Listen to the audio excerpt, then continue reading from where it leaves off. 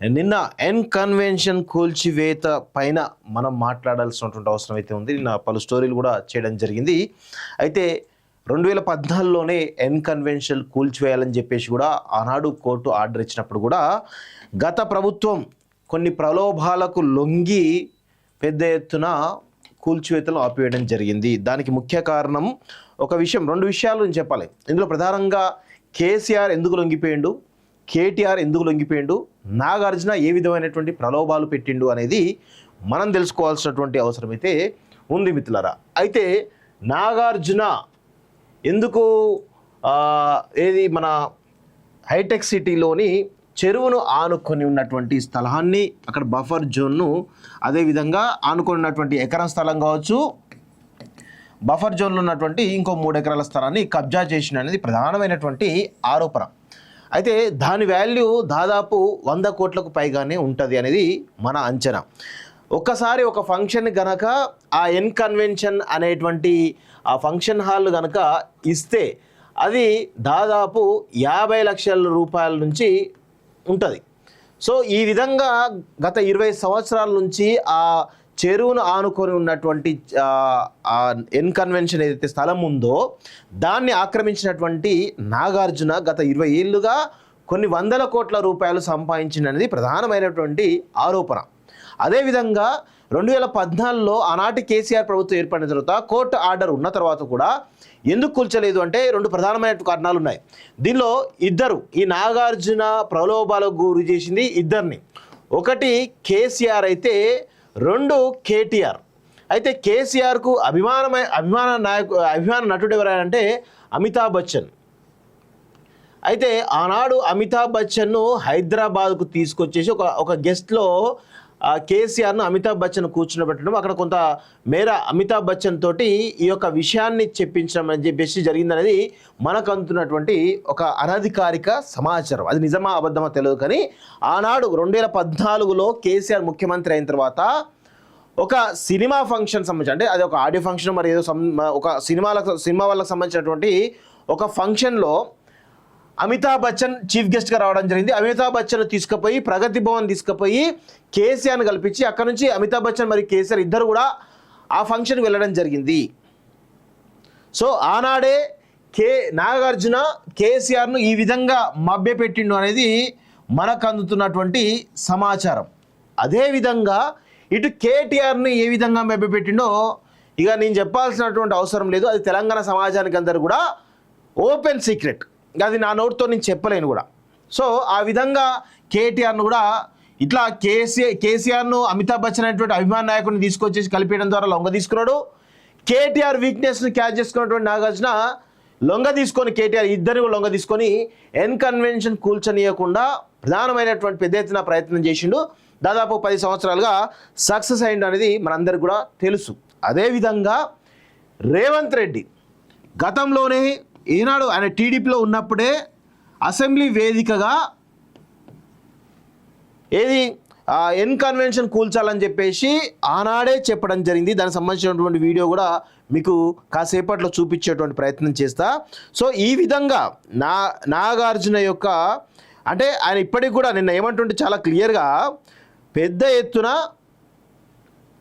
అసలు అది నేను అన్యాయం చేయలేదు, అది బఫర్ జోన్ కాదు, అది నేను సక్రమంగానే కట్టినా అని చెప్తున్నాడు. అయినప్పటికీ కూడా చాలా క్లియర్ కోర్టు డైరెక్షన్స్ ఉన్నాయి. మళ్ళీ కోర్టు దానికి స్టే కూడా ఇవ్వడం జరిగింది. అయితే ఒకసారి ఆ వీడియో కూడా మీకు చూపించే ప్రయత్నిస్తాం. ఫస్ట్ రేవంత్ రెడ్డి సంబంధించిన వీడియో చూపించిన తర్వాత మిగతా విషయాలు మనం మాట్లాడేటువంటి ప్రయత్నం చేద్దాం. ప్రభుత్వం అని చెప్తా వచ్చింది. అయితే ప్రధానంగా సినిమా హీరోలు అంటే ప్రజలకు ఆదర్శంగా ఉండేవాళ్ళు, మంచిని ప్రజలకు బోధించేవాళ్ళు, వాళ్ళని ఆదర్శంగా సమాజం తీసుకుంటుంది.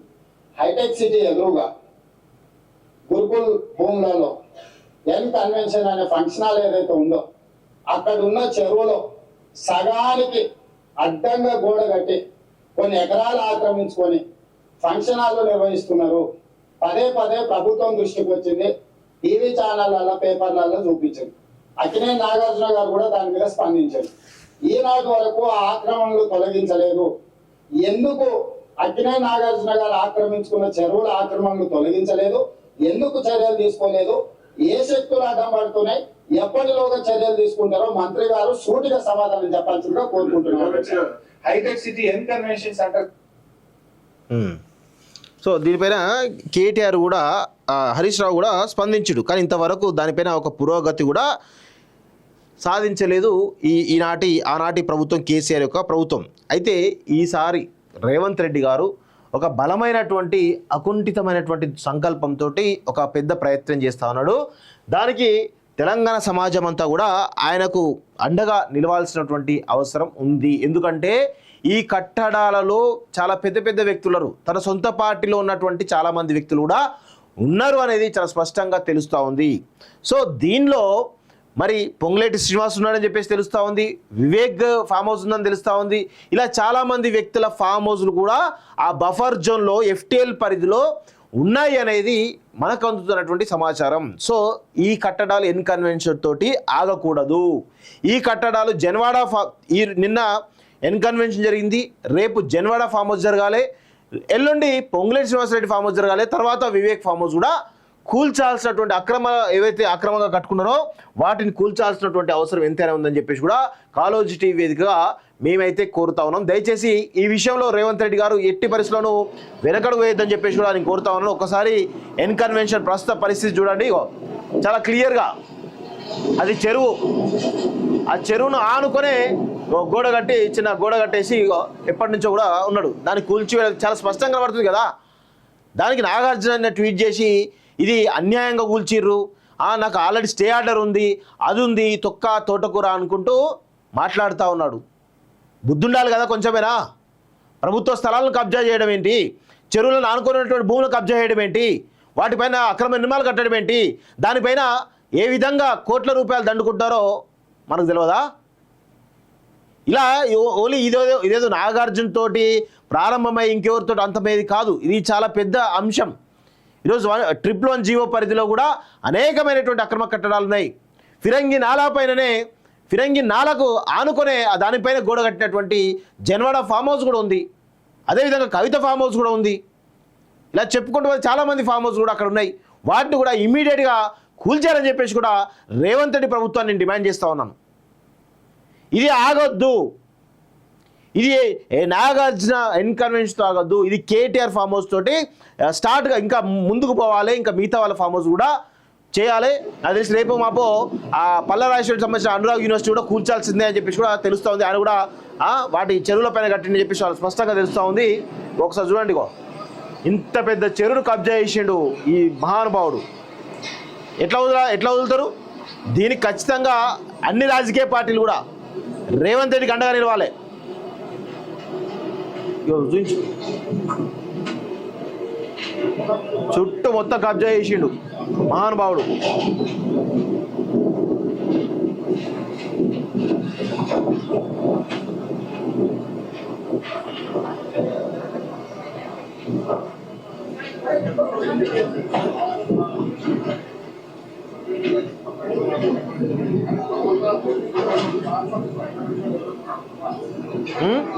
ఇంత పెద్ద చెరువును అన్యక్రాంతం చేసిండు. దీనికి ముఖ్య కారణము కేటీఆరే. ఎందుకు చెప్తా ఉన్నానంటే మున్సిపల్ శాఖ మంత్రిగా గత 10 ఏళ్ళు ఉన్నాడు, ఒక్క అక్రమ కట్టడం కూల్చలేదు. ఏమన్నా అంటే వరదలు రాగానే నాలాలపైన ఇండ్లన్నీ కూల్చేస్తాం అని ఇట్లా మొత్తం గొంతు అరుచుకొని చెప్తాడు. పోగానే ఏదో పేదలకు సంబంధించిన ఇండ్లు చాలా అలా ఏదో కొన్ని గూగుల్ చేసి అయిపోయింది, నాలా పని అయిపోయింది అంటారు. మరి చాలా అపార్ట్మెంట్లు నాలాలపైన అప్పుడు ఎందుకు కూల్చలేదు అంటే చాతగాని దద్దమ్మ పైసల కోసం ప్రలోభాలకు లొంగి తన వీక్నెస్ను అడ్డం పెట్టుకొని అనేకమైనటువంటి దుర్మార్గాలు చేసిండు గత 10 ఏళ్లలో కేటీఆర్ అనేటువంటి వ్యక్తి. ఇప్పటికైనా బుద్ధి తెచ్చుకోమని చెప్పేసి మేము అడుగుతా ఉన్నాం. తెలంగాణ సమాజం బుద్ధి తెచ్చుకోమని చెప్తా ఉంది. అయినా కానీ సిగ్గు లేకుండా ఇంకా మాట్లాడుతున్నావు. ఎందుకు ఎన్ కన్వెన్షన్ పైన ఎందుకు నువ్వు కనీసం ఒక ట్వీట్ కూడా చేయలేదు? ఒక మాటను మాట్లాడాలి కదా. అది సక్రమమైనదా అక్రమమైనదా, ఈ ప్రభుత్వం చేసింది మంచా చెడా ఎందుకు మాట్లాడతలేవు? ప్రతి చిన్న విషయాన్ని కూడా ట్విట్టర్లో ట్వీట్ చేస్తావు కదా, దీనిపైన ఎందుకు మాట్లాడతలేవు? ఎన్ కన్వెన్షన్ కూల్చివేత పైన కేటీఆర్ మౌనం దేనికి సంకేతం? నువ్వు నాగార్జున ఆలోచిపడుతున్నారా? తోలు తీస్తారు బిడ్డ ఏమనుకున్నావు? కేటీఆర్ తమాషాలు చేస్తున్నావా? తెలంగాణ సమాజాన్ని అడ్డు పెట్టుకొని, అధికారాన్ని అడ్డు పెట్టుకొని ఇష్టం వచ్చినట్టు బిహేవ్ చేస్తా అంటే తెలంగాణ సమాజం ఊరుకుంటుందా? తీసి నాలుగు కొట్టింది, ఇంకా కూడా నాలుగు కొడతానటువంటి విషయాన్ని గుర్తుపెట్టుకోవాలి. అధికారం నీ ఒక్కటి సొత్తు కాదు, అధికారం ఒక్కటే శాశ్వతం కాదు. నువ్వే మీ తెలంగాణ రాజ్యాంగం అనుకుంటున్నావేమో, తెలంగాణ రాష్ట్రం ఇది డెమోక్రటిక్ కంట్రీ, డెమోక్రటిక్ స్టేట్ ఇది. నీ అయ్యా ముఖ్యమంత్రి అయితే నువ్వు యువరాజు అనుకుంటున్నావేమో, ఇష్టం వచ్చినట్టు పరిపాలిస్తా, ఇష్టం వచ్చి కామెంట్ చేస్తా అంటే తోలు తీస్తా తెలంగాణ సమాజం అనుకుంటావు. అమరవీరుల స్తూపం ముందు ఆ చెట్టు గట్టేసి కొడతారు. బిడ్డ గుర్తుపెట్టుకో, తెలంగాణ ముసుగులో, తెలంగాణ సెంటిమెంట్ ముసుగులో ఏదో చేద్దాం అనుకుంటావు. ఏమైంది నీ తెలంగాణ సెంటిమెంట్? నిజంగా నువ్వు తెలంగాణ బిడ్డవే అయితే, తెలంగాణ రక్తం నీ తెలంగాణ పౌరుషం నీలో ఉంటే ఆనాడు ఎందుకు ఎన్ కన్వెన్షన్ కూల్చలేదు? సిగ్గుచేరం ఉండాలి కొంచెమైనా. ఇప్పటికైనా బుద్ధి తెచ్చుకో. ఎన్ కన్వెన్షన్ మీద మాట్లాడు, చక్రం మీద అక్కడ మీద మాట్లాడు. గత 10 ఏళ్ళు ఎందుకు ఏం చేయలేదో మాట్లాడు. ఏం భయమా? జన్వాడ ఫామ్ హౌస్ కూల్చేస్తున్న భయమా? ఒక మంత్రిగా ఉన్నావు, బాధ్యత 10లో ఉన్నావు ఆనాడు, ఇప్పుడు కూడా ఎమ్మెల్యేగా ఉన్నావు. ఎందుకు ఫిరంగి నాలపైన ఎందుకు నీ ఫామ్ హౌస్ కట్టినావు? అది నీ ఫామ్ హౌస్ కాదా? సిగ్గుండాలి కదా. నీ ఫామ్ హౌస్ కాకపోతే ఆ ఫిరంగి నాలపైన ఉన్నటువంటి కట్టడం పైన నువ్వు ఎందుకుంటున్నావు లీజ్ తీసుకొని? దానికి ఆనుకొని నీ భార్య ల్యాండ్ ఎందుకున్నది? ఎందుకు ఈ డ్రామాలు? నీకు సంబంధం లేకపోతే ఆనాడు రేవంత్ రెడ్డి పైన ఎందుకు కేసు పెట్టినావు? ఎందుకు అన్ని రోజులు జైల్లో ఎందుకు ఉంచినావు? సిగ్గుండాలి కదా కొంచెమైనా. ఇప్పటికైనా కానీ రేవంత్ రెడ్డి గారు ఆనాడు మిమ్మల్ని అరెస్ట్ చేయడం గల కారణము ఆ జన్వాడ ఫామ్ హౌస్ యొక్క ఇష్యూ. ఇప్పటికైనా కానీ ఈ బుల్డోజర్లు అనేవి జన్వాడ ఫామ్ హౌస్కు పంపించాల్సిందే. పంపించకపోతే ఖచ్చితంగా మాలాంటి వాళ్ళం నిలదీస్తాం, ఖచ్చితంగా ప్రజల పక్షాన ఉండి ప్రశ్నిస్తామనేటువంటి విషయాన్ని గుర్తుపెట్టుకోవాలి. మీరే ఒకవేళ పంపించకపోతే తెలంగాణ సమాజంలో మీరే ఒక దోషిగా నిలబెడతారు రేవంత్ రెడ్డి గారు, గుర్తుపెట్టుకోవాలి. ఆ కేటీఆర్ అనేటువంటి ఆ ఫామ్ హౌస్ అవుతుందో అది కేటీఆర్ కాదంటుంటారు కదా, ఇమీడియట్ కూల్చేపారు అయిపోతుంది. కేటీఆర్ కాదని చెప్తున్నాడు క్లియర్గా, కూల్చేస్తే అయిపోతుంది కదా. బరాబర్ కూల్చాల్సిందే, కూల్చి తీరాల్సిందని చెప్పేసి కూడా కాళోజీ టీవీ చాలా పెద్ద ఎత్తున డిమాండ్ చేస్తూ ఉన్నటువంటి విషయాన్ని గుర్తుపెట్టుకోవాలి మిత్రులారా.